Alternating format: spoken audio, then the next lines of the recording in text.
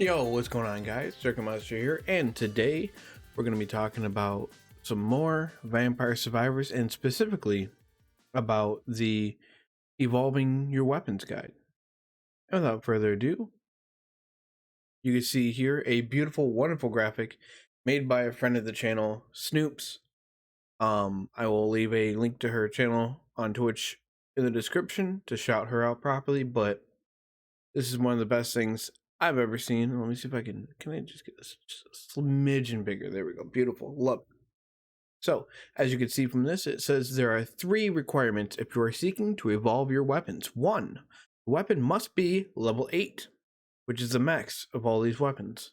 2, you must have its corresponding power-up. So, for example, if you have the King Bible, you have to have the Spellbinder. If you have the Magic Wand, you have to have the Empty Tome, so on and so forth. And 3, once you have your weapon to level 8 and you have the corresponding item at any other level, doesn't matter if it's 1 or maxed, does not matter. If you get a chest from an elite or boss or rare or whatever enemy you want to call it, you will have almost certainly a evolved weapon as your reward. It's not a guarantee, it's not 100%. I've seen it whiff sometimes and I don't know why, but almost certainly you will have it. And as you can see here in this beautiful guide, the King Bible and the Spellbinder are what make the Evolved Bible, Magic Wand and Empty Tome, Fire Wand and Spinach, the Hollow Heart and the Whip, I don't know why I said that one backwards, the Cross and the Clover, Axe and the Candelabrador, and the Knife and the Bracer. And as far as what each of these do, if you look here in the items, so we have the Evolved Whip, the Bloody Tear, or to be tear, not sure. It can do critical damage and it absorbs HP. Heals for roughly 8 in my experience. Still more than nothing is great. And at this point it would do the 3 hits, the left, right, and above. Or right, left, and above, whatever the case is. The Magic Wand, pretty simple. It just constantly shoots. Instead of having a bit of a delay in between each shot and waiting for cooldown, it just constantly shoots. The knives, same exact concept. Usually it's got a lot more projectiles, so it's a pretty good chunk of AoE. Pretty thickness to it, if you will. In my opinion, the best weapon in the game is the Evolved Axe, the Death Spiral. I might be a little bit biased because it's also a scythe, but it shoots out, unlike the axe shoots out in an arc and shoots out, a couple of projectiles, and they kind of sprout out and then fall down. Whereas the Death Spiral, which is the upgraded version, kind of spin out from the center away from you.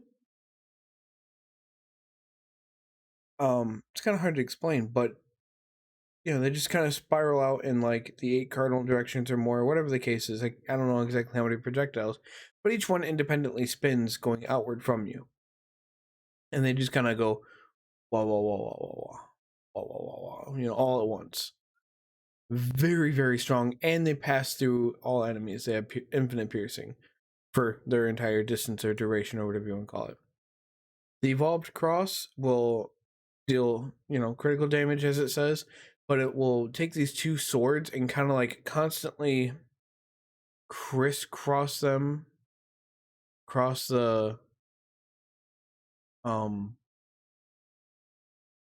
stage, I guess you would say. It's kind of wonky, kind of awkward. Pretty overall strong, but very hard to like rely on. However, contrary to that, the Unholy Vespera, or Vespers, Vesper, the Unholy Vespers, just constantly circles around you in quite a lot of books, and it's probably the most reliable of all of these. Just constantly doing a circle around you in a pretty high rotation, and like it says, it just never stops, and it don't stop, and it don't stop, and it don't stop, and it don't stop. It just don't stop. And the Hellfire, which is evolved version of the Fire Wand, again, Infinite punch through, it shoots out a handful of projectiles that are very big, meaty projectiles, and they do a lot of damage and they pierce through everything. And that is all of the evolved weapons. So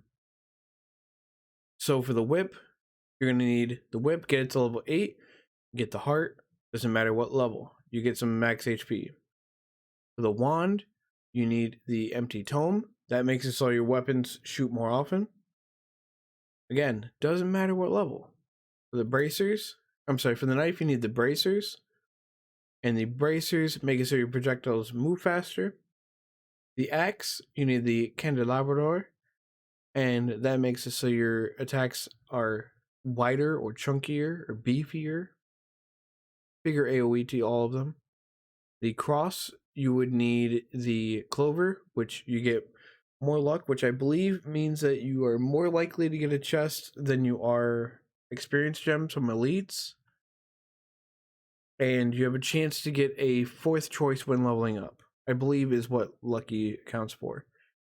I don't know what else that applies to. It's kind of vague. I haven't quite figured that part out yet. The Bible, you need the Spellbinder, which increases the duration of weapon effects. Things like the obviously the Bible itself, and the where is it? Brain is broken. It's one of these weapons. This one, the Santa Water, things like that.